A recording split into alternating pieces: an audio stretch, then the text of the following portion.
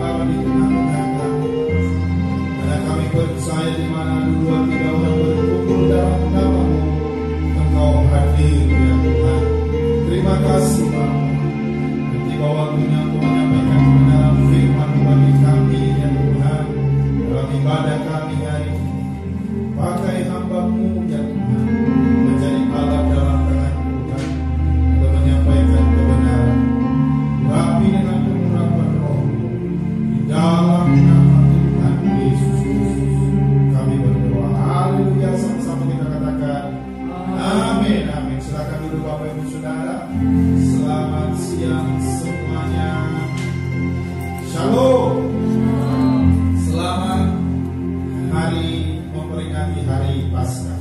Amin Saudara. Puji Tuhan, hari ini kita memperingati kebangkitan Kristus, Saudara, di mana 2000 tahun yang lalu Dia nyatakan hidup, bahwa Dia adalah hidup. Dia hidup, Dia tidak mati. Amin Saudara. Nah, hari ini saya akan menyampaikan firman Tuhan dengan judul Hidup Memuliakan Tuhan. Bapak Ibu Saudara, setelah kita telah diselamatkan, setelah kita telah ditebus dosa dan pelanggarannya, setelah kita diampuni setiap pemberontakan dan kesalahan kita, Saudara, lalu kita ini adalah milik Tuhan. Amin. Kita telah pindah ke dalam, dari maut ke dalam hidup. Kita telah pindah dari gelap kepada terang. Kita bukan lagi hambanya dosa, tetapi hamba kebenaran. Amin. Maka dari itu Saudara, hidup kita hidup yang memuliakan Tuhan. Hidup kita hidup yang menyenangkan hati Tuhan. Hidup kita hidup yang menjadi berkat bagi banyak orang, seperti yang telah diteladankan oleh Kristus bagi setiap kita. Nah, hari ini kita akan baca kebenaran firman Tuhan dalam Matius pasalnya yang ke-28, ayatnya yang pertama sampai ayatnya yang ke-10. Saudara yang membawa Alkitab, silakan buka Alkitab maupun gadget di mana ada Alkitabnya, atau boleh melihat ke atas. Kita akan baca bersama-sama 10 ayat ini. Perikopnya kebangkitan Yesus. Ayat yang pertama sama-sama 1, 2, 3. Setelah hari Sabat lewat, menjelang menyingsingnya fajar pada hari pertama minggu itu, pergilah Maria Magdalena dan Maria yang lain menengok kubur itu. Maka terjadilah gempa bumi yang hebat, sebab seorang malaikat Tuhan turun dari langit dan datang ke batu itu dan memulihkannya, lalu duduk di atasnya. Ayat 3. Wajahnya bagaikan kilat dan pakaiannya putih bagaikan salju.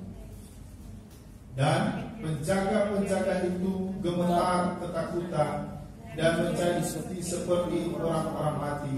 Akan tetapi malaikat itu berkata kepada perempuan itu, "Janganlah kamu takut, sebab aku tahu kamu mencari Yesus yang disalibkan itu. Ia tidak ada di sini, sebab ia telah bangkit, sama seperti yang telah dikatakannya. Mari, lihatlah tempat ia berbaring." Ayat 7. Dan segeralah pergi dan katakanlah kepada murid-muridnya bahwa ia telah bangkit dari antara orang mati. Ia mendahului kamu ke Galilea, di sana kamu akan melihat dia. Sesungguhnya aku telah mengatakannya kepadamu. Mereka segera pergi dari kubur itu dengan takut dan dengan sukacita yang besar, dan berlari cepat-cepat untuk memberitahukan kepada murid-murid Yesus. Ayat 9. Tiba-tiba Yesus berjumpa dengan mereka dan berkata, "Salam bagimu." Mereka mendekatinya dan memeluk kakinya serta menyembahnya. Maka kata Yesus kepada mereka, "Jangan takut, pergi dan katakanlah kepada saudara-saudaraku supaya mereka pergi ke Galilea, dan di sana mereka akan melihat aku." Bapak Ibu Saudara, apa yang kita baca pada siang hari ini adalah satu kebenaran firman Tuhan bagaimana Yesus bangkit dari kematian. Amin. Bagaimana Yesus keluar dari kubur dan disaksikan oleh perempuan-perempuan, baik Maria Magdalena maupun Maria yang lainnya, dan juga para murid ketika mereka berjumpa dengan Yesus. Dan mereka memeluk dia, mereka menyembah dia. Namun Yesus berkata, jangan takut, beritahukanlah itu kepada saudara-saudara, kepada setiap orang. Bapak Ibu Saudara, kebangkitan Yesus adalah kebangkitan kita. Amin. Kebangkitan Yesus itu sungguh membawa harapan bagi setiap kita, bahwa Allah yang kita sembah adalah bukan Allah yang mati, tetapi Allah yang hidup.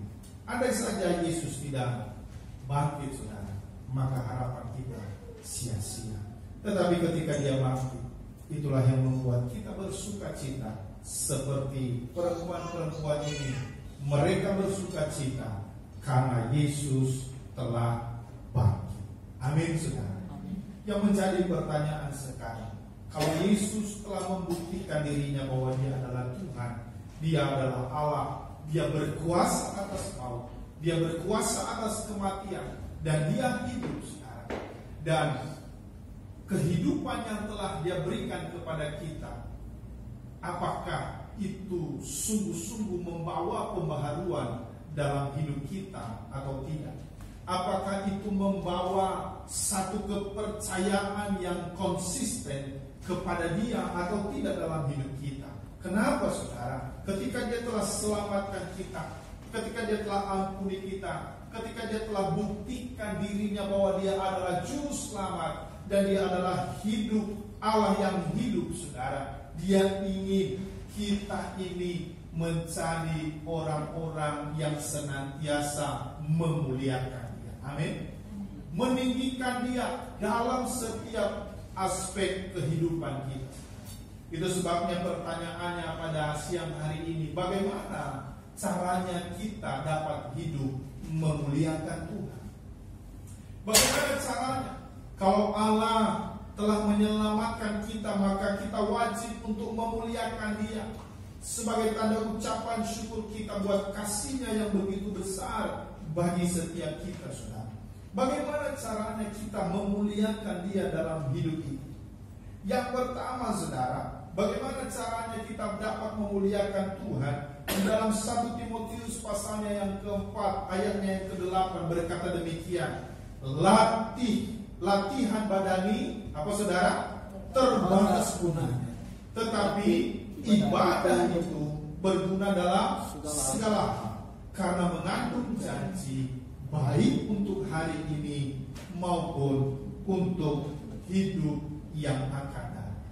Itu artinya, saudara, bagaimana caranya kita memuliakan Tuhan dalam hidup kita? Dari kebenaran firman Tuhan ini, maka yang pertama adalah mari muliakan Tuhan dengan beribadah kepada Tuhan. Katakan amin. Beribadah kepada Dia. Di dalam Tawarikh pasalnya yang ke-16, ayatnya yang ke-29 berkata, berilah kepada Tuhan kemuliaan namanya. Ini sebuah pujian sebetulnya. Berilah pada Tuhan kemuliaan namanya. Bawalah persembahanmu, masuk menghadap Dia, sujud menyembah kepada Tuhan, perhiaskan kekudusan. Sujud menyembah kepada Tuhan, perhiaskan kekudusan, dan jubah pujian. Amin, saudara. Mari beribadah kepada Tuhan dengan bagaimana?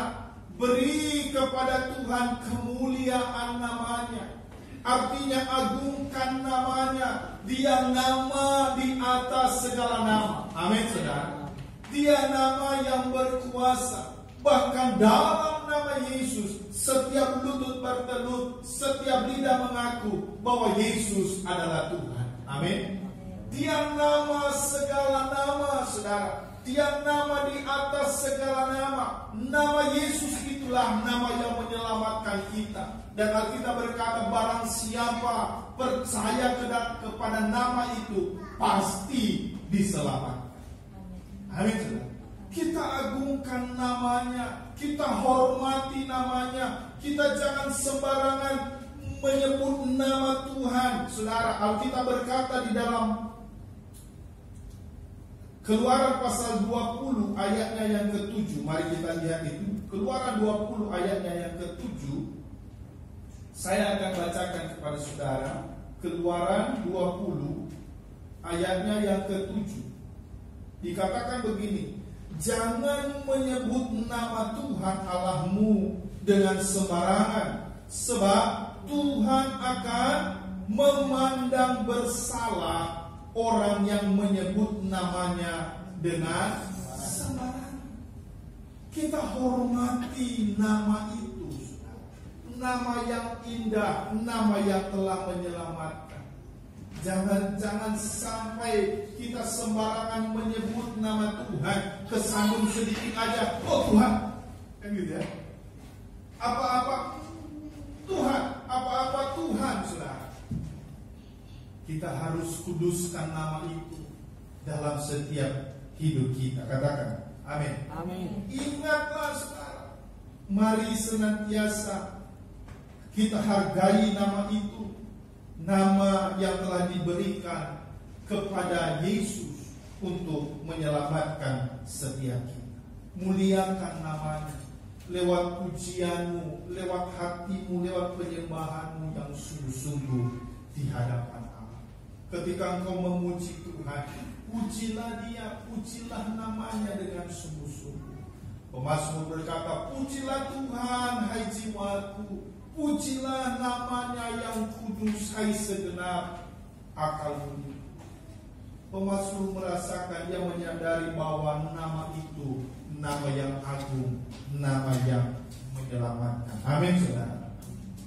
Beribadah kepada Tuhan bukan hanya saja kita berikan kepada Tuhan kemuliaan namanya, juga kita harus bawa persembahan kepada Tuhan. Amin.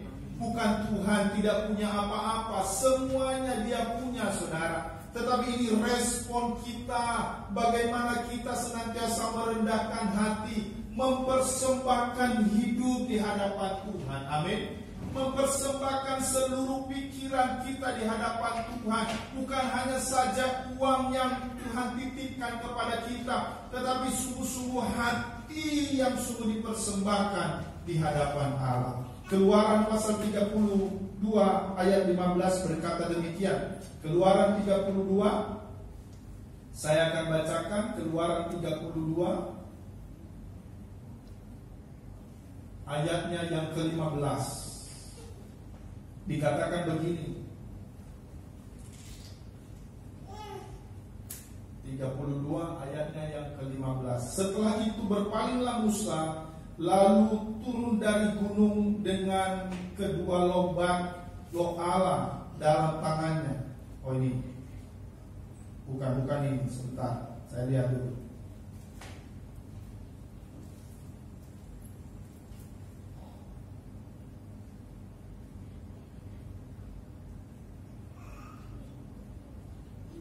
Ayatnya Mazmur 43.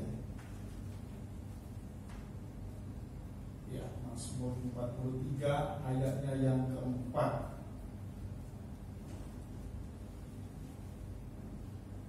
Dikatakan, maka aku pergi ke mezbah Allah, menghadap Allah yang adalah sukacitaku dan kegembiraanku, dan bersyukur kepadamu dengan kecapi, ya Allah, ya Allahku. Artinya begini Bapak Ibu Saudara, bahwa pemazmur ini mempersembahkan sesuatu di mezbah Allah. Dia pergi ke mezbah Allah, menghadap Allah, saudara. Jadi kita harus membawa persembahan kepada Tuhan, hati yang sungguh-sungguh menyembah Dia, mempersembahkan yang terbaik kepadanya, saudara. Juga masuk menghadap Dia, untuk memuji, untuk menyembah Dia dengan sukacita, dengan kegembiraan, dengan ucapan syukur, nyanyian-nyanyian, saudara. bahkan kecapi, alat-alat musik menyembah Dia. Dia adalah Allah, Dia adalah Tuhan. Katakan amin. Sujud menyembah kepada Tuhan.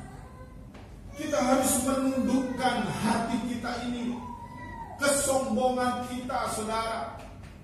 Tapi kita harus senantiasa merendahkan hati untuk sujud menyembah Tuhan. Bukan hanya saja dengan ekspresi kita, fisik kita yang tunduk. Hati kita ini, saudara, keakuan kita, kesombongan kita, kita harus tundukkan di hadapan Allah. Karena Dia adalah Allah yang besar. Amin. Dia adalah Allah yang hidup. Dia adalah Allah yang mulia. Mazmur pasalnya yang kelima, ayatnya yang ke-8 berkata, saudara, Mazmur pasalnya yang kelima, ayatnya yang ke-8 dikatakan begini, tetapi aku berkat kasih setiamu yang besar, aku akan masuk ke dalam rumahmu, sujud menyembah ke arah bait-Mu yang kudus dengan takut akan